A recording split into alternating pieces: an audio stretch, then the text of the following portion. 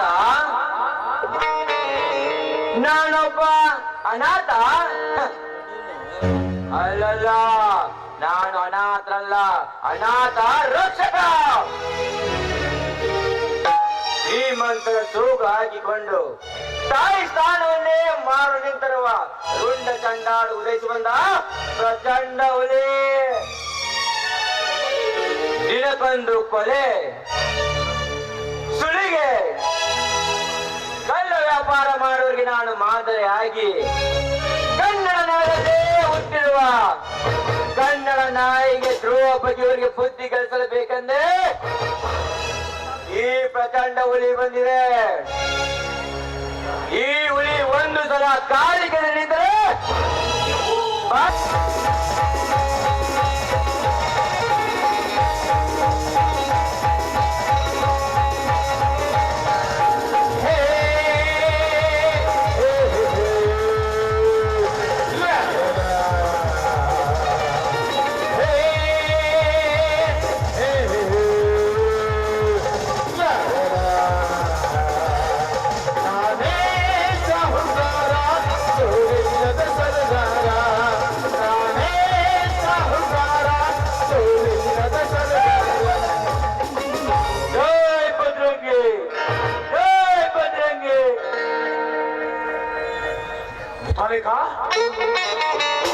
ಇದೇನಪ್ಪ ನಮ್ಮ ದಾರಿಯಲ್ಲಿ ಪೇಯ್ ಬಜರಂಗಿ ಜೈ ಬಜರಂಗಿ ಅಂತ ಶಬ್ದ ಬರ್ತಾ ಇದೆಯಲ್ಲ?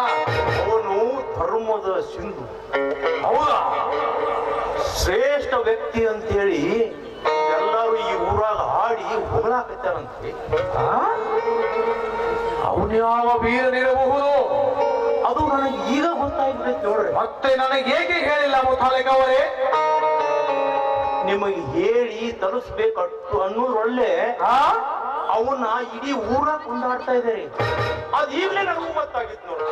ಓಹೋ, ಈಗ ವಿಷಯ ಮುತಾಲಿಕ ಅವರೇ.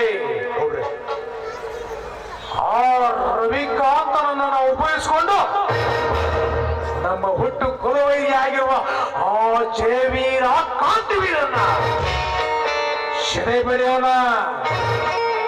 ಏನೋ ಬಡ ಭಿಕಾರಿಯಾಗಿರುವ ರೈತ ಮುಖಂಡರಂತೆ ರೈತ, ಅವನನ್ನು ಉಪಯೋಗ ಮಾಡಿಕೊಂಡು ಅವರ ವಂಶವನ್ನೇ ಸರ್ವನಾಶ ಮಾಡೋಣ. ಮುತಾಲಿಕ ಅವರೇ, ಏನಂತೀರ ನನ್ನ ಮಾತಿಗೆ? ಕರೆಕ್ಟ್ ಆಗಿದೆ.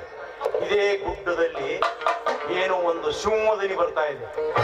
ಎಲ್ಲರೂ ಅಲ್ಲಿಯೇ ಹೋಗಿ ನೋಡೋಣ ಬನ್ನಿ. ಹೌದಾ? ಹೋಗಿ ಅಲ್ಲೇ ನೋಡಿ. ರೀ ಮುತಾಲಿಕರ, ಹುಲಿ ಹುಡುಕೋದು ನಿಮ್ ಕೆಲಸ ರೀ. ಆ ಹುಲಿನ ಅಂತು ಹಾಕಿ ಬಲಿ ಹೊಡೆದು ಪಂಜರೊಳಗೆ ಹಾಕೋದು ನನ್ನ ಕೆಲಸ. ಹುಲಿಗೆ ಅನ್ನ ತಂದು ಕೊಡುದು ನನ್ನ ಕೆಲಸ. ನಡ್ರಿ ಅಲ್ಲೇ ಹೋಗಿ ಹುಡುಕೋಣ. ಆ ಮುತಾಲಿಕ, ಆ ಹುಲಿ ಹಿಡ್ಕೊಂಡು ಆದ ಮೇಲೆ ಸವಾರಿ ಮಾಡಿ ಮುಂದೆ ಹೋಗೋದು ನನ್ನ ಕೆಲಸ. ನಡ್ರಿ ಹೋಗೋಣ. ಹೋಗು ಕೂಡ ಹೋಗು. ನಾನ್ ಕಣ್ಣಿಟ್ಟಿರೋದೆ ನೀನು ಆಸೆಯಿಂದ ಕಟ್ಟಿದ ಈ ಆಶಾ ಗೋಪುರಕ್ಕೆ ನಿನ್ನ ತಂಗಿಯ ಸಂಘವನ್ನು ಮಾಡಿ ಅವಳ ಅಂಗ ಸೌಂದರ್ಯವನ್ನು ಅನುಭವಿಸಿ ಈ ಸರ್ವಾಸ್ತಿಗೆ ನಾನೇ ಚಕ್ರವರ್ತಿಯಾಗಿ ಮೆರೆಯದಿದ್ದರೆ my name is elephant king ಅಂದ್ರೆ ಗಜರಾಜನೇ ಅಲ್ಲ.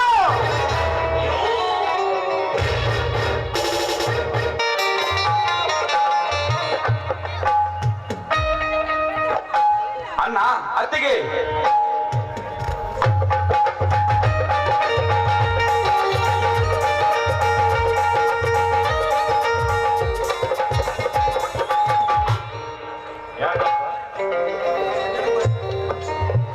ಯಾಕಪ್ಪ ಇಷ್ಟೊಂದು ಅವಸರವಾಗಿ ಏನೋ ಮಾತನಾಡ್ತಾ ಇದ್ದೀರ?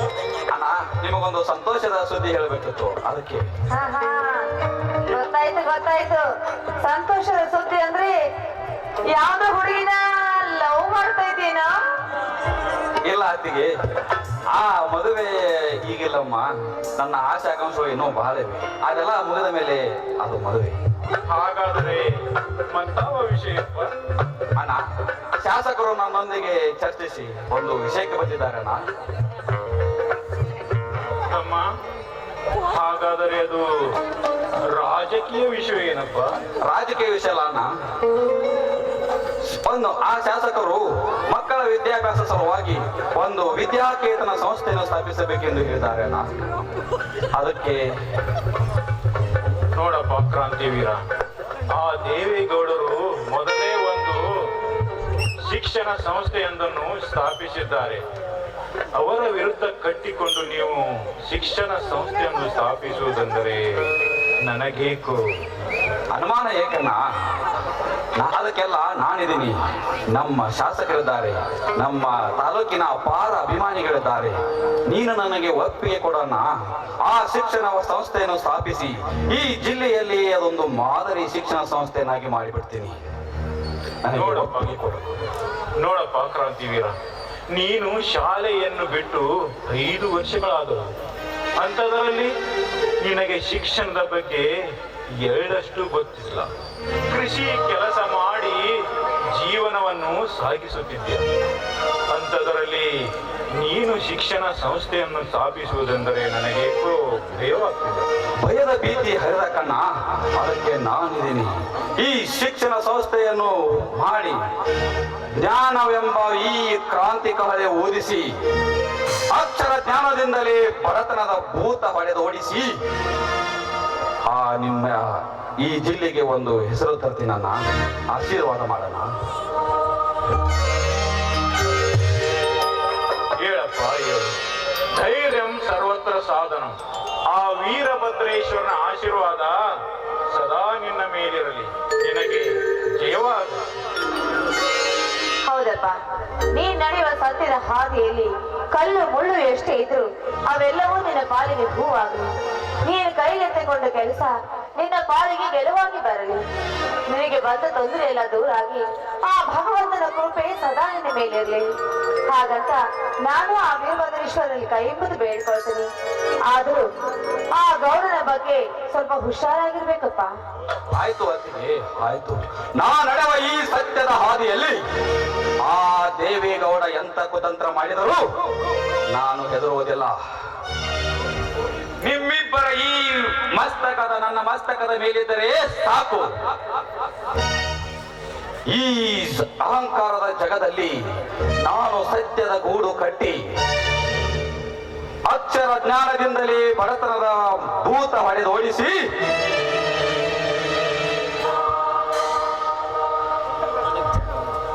ಆ ದೇವೇಗೌಡನ ಕತ್ತು ಹಿಸುಕಿ ಬಾಚಿದರೆ ನನ್ನ ಹೆಸರು ಈ ಕ್ರಾಂತಿ ವೀರನೇ ಅಲ್ಲ.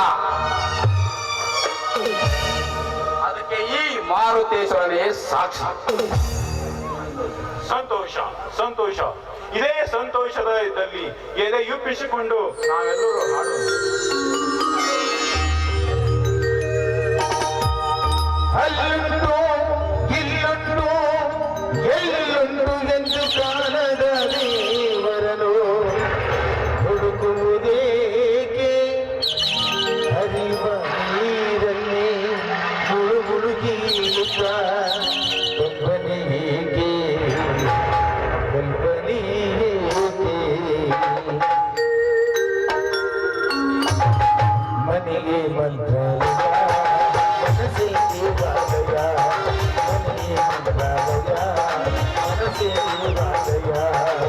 ದೇವರೆಂದು ಪ್ರೇಮ ಸ್ವರೂಪ ಮಾತೆ ನಂದಾದೀಪ ಅರಿತು ಬಾಳಲು ಜನ್ಮ ಸಾರ್ಥಕ. ಮನೆ ಮಂತ್ರಾಲಯ, ಮನಸ್ಸೇ ದೇವಾಲಯ, ಮನೆ ಮಂತ್ರಾಲಯ, ಮನಸ್ಸೇ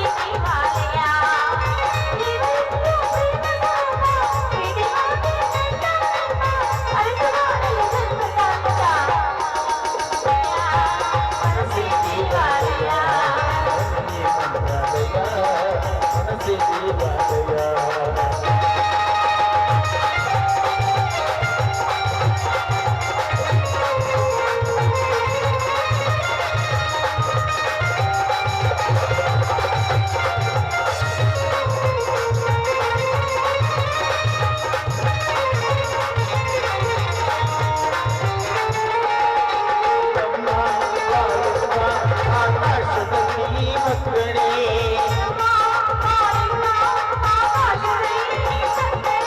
ಸೂರ್ಯನ ಹಾಗೆ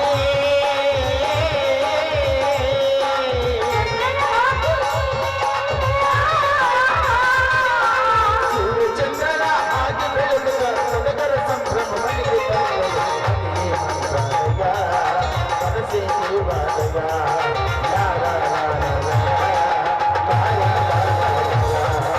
ಲಾ ಲಾ ಲಾ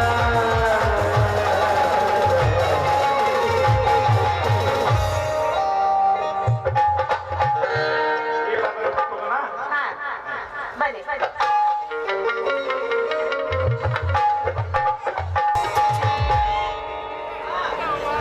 ಆಹಾ, ಇದೆಲ್ಲ ರಮ್ಯವಾದ ಸ್ಥಳ. ಎದ್ದ ನೋಡಿದಾಗ ಹೂಬಳ್ಳಿಗಳ ಸಾಲು, ಆ ಸಾಲುಗಳ ಮಧ್ಯೆ ಜುಳು ಜುಳಿನಂತ ಹರಿಯುತ್ತಿರುವ ನೀರು. ಅಷ್ಟೇ ಅಲ್ಲ, ಆ ಶಿಲ್ಪಿಯ ಚಿತ್ರ ನೋಡಿದ್ರೆ ಈ ನನ್ನ ಎರಡು ಕಣ್ಣುಗಳು ಸಾಲ್ತಾಳ.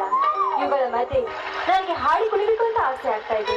ಆಜ ಶಾಮ ಹೋನೆ ಆಯೆ, ಮೌಸಮೇ ಆಯೆ, ಆಜ ಶಾಮ ಹೋನೆ ಆಯೆ, ಮೌಸಮೇ ಆಯೆ,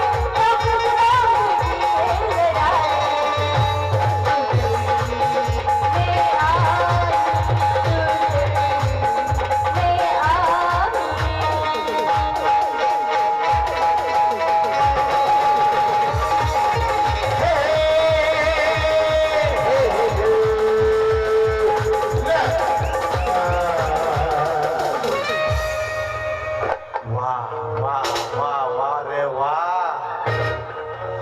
ಇದ್ಯಾರ ತೋಟದಲ್ಲಿ ಅರಳಿದ ಹೂವು ಇವಳು ನಡೀತಾ ಇದ್ರೆ ಕಾಲ್ಗೆಜ್ಜೆ ಕೇಳಕ್ಕೇನೋ ಒಂಥರ ಇಂಪಾಗಿದೆ.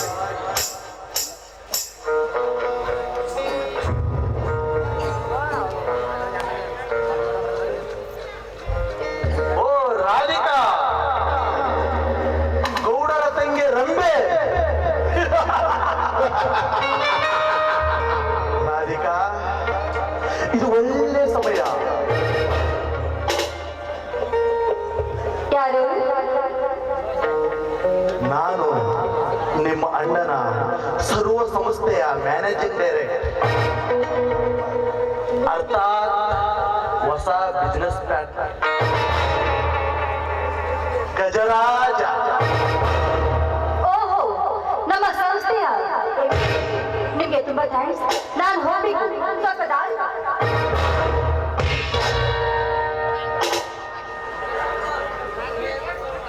ನಿನ್ನ ಹೋಗಲಿಕ್ಕೆ ಕಳಿಸಲಿಕ್ಕೆ ಬಂದಿಲ್ಲ ನಾನಿಲ್ಲಿ ರಾಧಿಕಾ.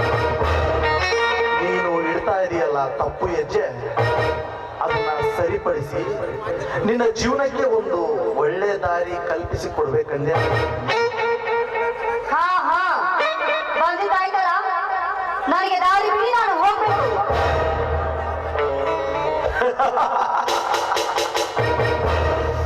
ರಾಧಿಕಾ, ರಾಧಿಕಾ, ನಾನು ಹೀಗೆ ಬಂದು ಹಾಗೆ ಹೋಗಲಿಕ್ಕೆ ಇಲ್ಲಿ ಬಂದಿಲ್ಲ. ನಿನ್ನನ್ನು ಈ ಗಜರಾಜನ ಹೃದಯದಲ್ಲಿ ಮನ್ಮತೀಕರಿಸಿಕೊಳ್ಳಲು ಬಂದಿದ್ದೇನೆ. ಸರಿ, ಆಚೆ ಚಾಂಡಲ. ಸರಿ, ಸರಿ, ಹೆಣ್ಣು ಮಕ್ಕಳನ್ನು ಹೆಣ್ಣು ತಿಳ್ಕೊಂಡಿದ್ಯಾ? ನಿನ್ನ ಕಾಮುಕರ ಕೈ ವಶವನ್ನು ತಿಳ್ಕೊಂಡಿದ್ಯಾ? ಈ ಹಿಂದೆ ಸೀತೆ ದ್ರೌಪದಿಯನ್ನು ಕೆಣಕಿದ ಆ ರಾವಣ ದುಶಾಸನ ಪ್ರತಿವಿಡೋದನ್ನು ಒಂದು ಸಾರಿ ನೆನಪಿಸಿಕೊಂಡು ನೋಡು. ನಾನು ಅವರಂತೆ ಸಮಯ ಪ್ರಜ್ಞೆಹೀನನಲ್ಲ ರಾಧಿಕಾ. ಹಸಿರಾಗಲೇ ಅನ್ನವನ್ನು ತಿಂದು ಸಂತೃಪ್ತಿ ಪಡುವವನು ಈ ಗಜರಾಜ.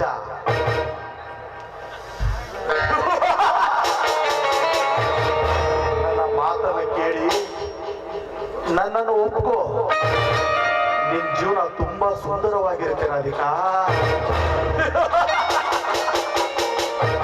ಏ ಹುಚ್ಚ, ಪ್ರೀತಿ ಎಂಬ ಅರ್ಥಕ್ಕೆ ಕಷ್ಟವೇ ಕಾರಣ ಪೂರ್ತಿ ಅಂತ ನೀನು ತಿಳ್ಕೊಂಡಿದ್ರೆ ಅದರಿಂದ ಅನರ್ಥನ ಮೇಲಾಗಿ ಒಂದು ಹೆಣ್ಣಿಗೆ ರೀತಿ ಹೀಯಾಳಿಸ್ತಾ ಇದೆಯಲ್ಲ, ಈ ಸಮಾಜದ ಲುಚ್ಚ ಅಂತ ಈಗ ಅರ್ಥವಾಗ್ತಾ ಇದೆ.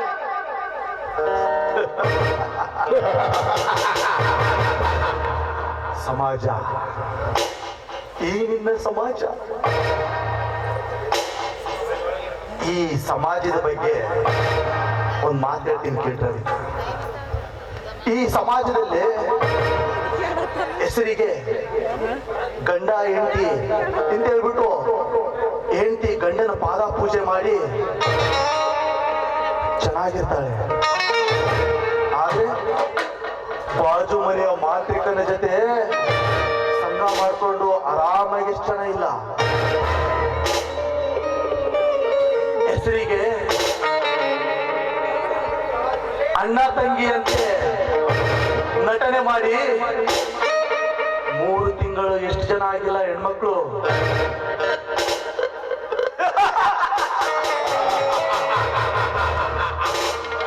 ಕೊಡು ರಾಧಿಕಾ, ಇದಕ್ಕೆಲ್ಲ ಉತ್ತರ ಕೊಡು. ಬಾಯಿ ಮುಚ್ಚೋದ ಹಂತಕ ಹೆಣ್ಣೇ ಜಗದ ಕಳ್ಳು, ಹೆಣ್ಣಿನಿಂದ ತೂಗುವುದು ಈ ಜಗದ ತೊಟ್ಟಿಲು, ಹೆಣ್ಣು ವಿಷ ರೂಪಿಣಿ ಅಂತ ಹೆಣ್ಣಿಗೆ ಈ ರೀತಿ ಹೀಯಾಳಿಸಿ ಮಾತಾಡ್ತಿದೆಯಲ್ಲ, ಅದಲ್ಲದೆ ಹೆಣ್ಣಿಗೆ ಸೂಳೆ ಬಂದ ಮೇಲೆ ಕಳ್ತಾ ಇದ್ಯಾ. ಈಗಲೇ ಬಂದು ನಿನ್ನ ಎದುರಿಗೆ ಝಾಡ್ ಹೋದಿದ್ದಾರೆ ಈ ಸಮಾಜದ ಗರತಿಯರು.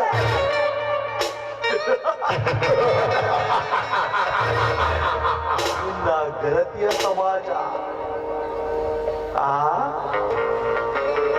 ನೀನು ನನ್ನ ಮಾತು ಕೇಳಿದ್ರೆ ಚೆನ್ನಾಗಿರ್ತೀಯ, ಇಲ್ಲ ಅಂದ್ರೆ ಈ ಸಮಾಜದಲ್ಲಿ ನೀನು ಒಂದು ದಾರಿ ತಪ್ಪಿದ ಹೆಣ್ಣು ಅಂತ ಹೇಳ್ಬೇಕಾಗುತ್ತೆ. ಥು ನೀಚ, ಈ ರೀತಿ ಗರತಿಯರ ಮಾನ ಕಳೀತಾ ಇದೆಯಲ್ಲ, ನೀನೊಬ್ಬ ಗರತಿ ಮಗ ಅಲ್ಲ, ಜಾರನೆಯ ಮಗ.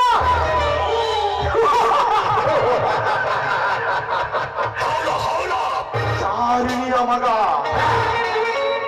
ಚಾರಿಣಿಯ ಮಗ ಎಂದು ಮಾತಿನಲ್ಲೇ ನನಗೆ ಎದಿಗೆ ಒತ್ತೆಯಲ್ಲ.